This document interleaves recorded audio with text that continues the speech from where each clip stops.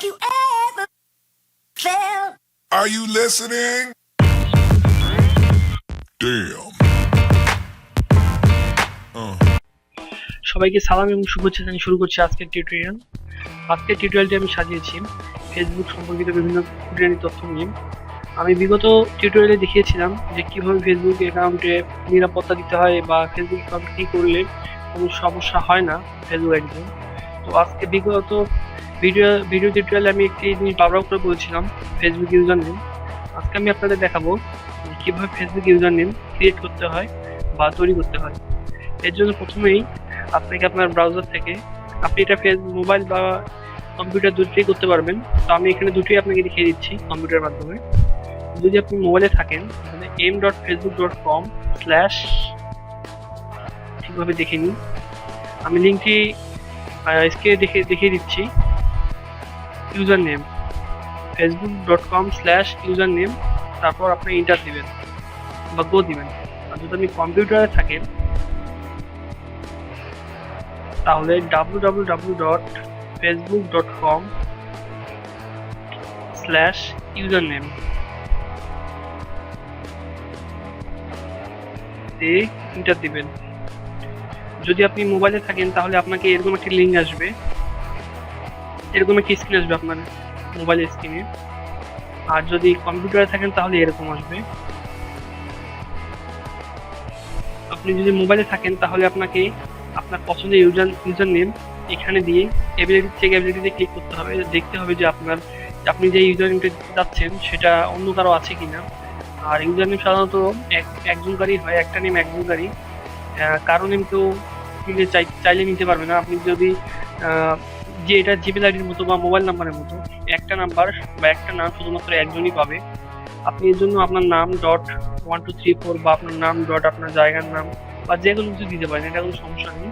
User নেমটি মূলত আপনি একবারই চেঞ্জ করতে পারবেন আপনার ফেসবুক আইডির বয়সে, এটা বারবার চেঞ্জ করতে পারবেন না, একবারই এটা সাধারণত চেঞ্জ করা যায়। তো এর জন্য প্রথমে আপনাকে ইউজার নেমে আপনার অ্যাবিলিটি চেক করতে হবে ইউজার নেমটা অন্য কারো আছে কিনা। তো আমি যেহেতু মুস্তফা কামাল, আমি আমার নাম দিয়ে অ্যাবিলিটি চেক করছি mk.manik007। আমরা দেখতে পাচ্ছি ইউজার নেমটা অ্যাভেলেবেল আছে, আমি চাইলে এই নামটা নিতে পারি।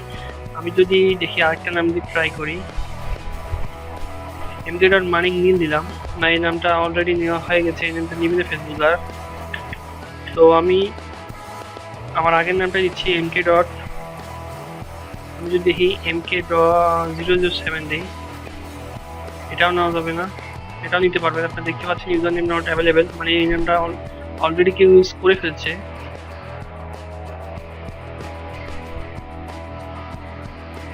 07 দিতে হবে, এটা অবশ্যই অ্যাটলিস্ট 5টা ক্যারেক্টারের উপরে হতে হবে, মানে আপনার 6টা বা 7টা বা 10টা যেটা আপনি চান, কিন্তু অবশ্যই 5টার উপরে।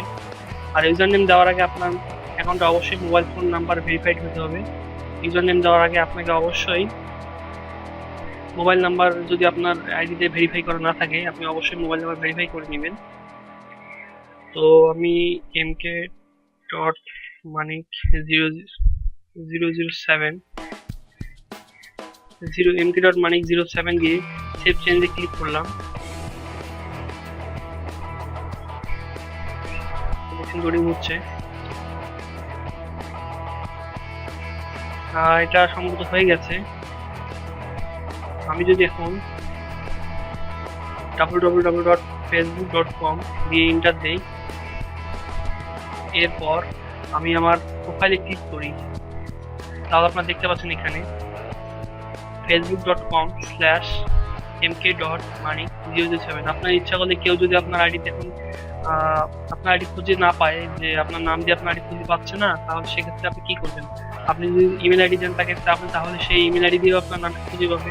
এমন যদি হয় যে সে সময় আপনার ইমেল আইডি দেওয়া নাই আইডিতে, বা আপনার ইমেল আইডিটা মনে নাই, আপনি ফোন নাম্বার শেয়ার করতে চাচ্ছেন না, সেক্ষেত্রে আপনি এই নাম্বারটা তাকে দিতে পারেন, যে সে যদি m.facebook.com লেখার পর স্ল্যাশ দিয়ে আমার নামটি লিখে সার্চ করে সে আপনার আইডি পাবে। অথবা যদি সার্চ বোর্ডে যদি আপনার নামে ইউজার নেমটি লিখে সার্চ করা হয় আপনি পেতে পারে। দেখছি জি, যদি সার্চ বোর্ডে আপনার নাম দিয়ে না পায়, সেক্ষেত্রে আপনি ইউজার নেমটি দিয়ে সার্চ করলে আপনার নামটি পাবে। এটা মোবাইল ফোন বা কম্পিউটার দুটোই ক্ষেত্রে প্রযোজ্য। আমি কম্পিউটার দেখার আমি মোবাইল দিয়ে দেখি পাওয়া যায় কিনা আমার ইউজার নেমটি। m.facebook.com দেওয়ার পর সার্চ অপশনে গিয়ে mk.money07 তারপর সার্চ করলাম। দেখুন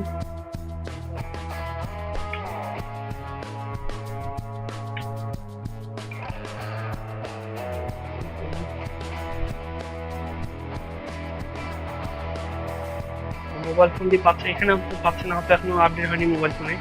আপনি এখানে দেখছেন, এখানে আমার পেয়ে গেছে আইডিটা। তো বন্ধুরা, এই ছিল আজকের ভিডিওটি। আপনাদের এই আজকের ভিডিও নিয়ে কোনো সমস্যা বা প্রশ্ন থাকলে অবশ্যই কমেন্ট করবেন। আর এখনো যদি আমার চ্যানেলটি সাবস্ক্রাইব করে না থাকেন তাহলে অবশ্যই সাবস্ক্রাইব করবেন।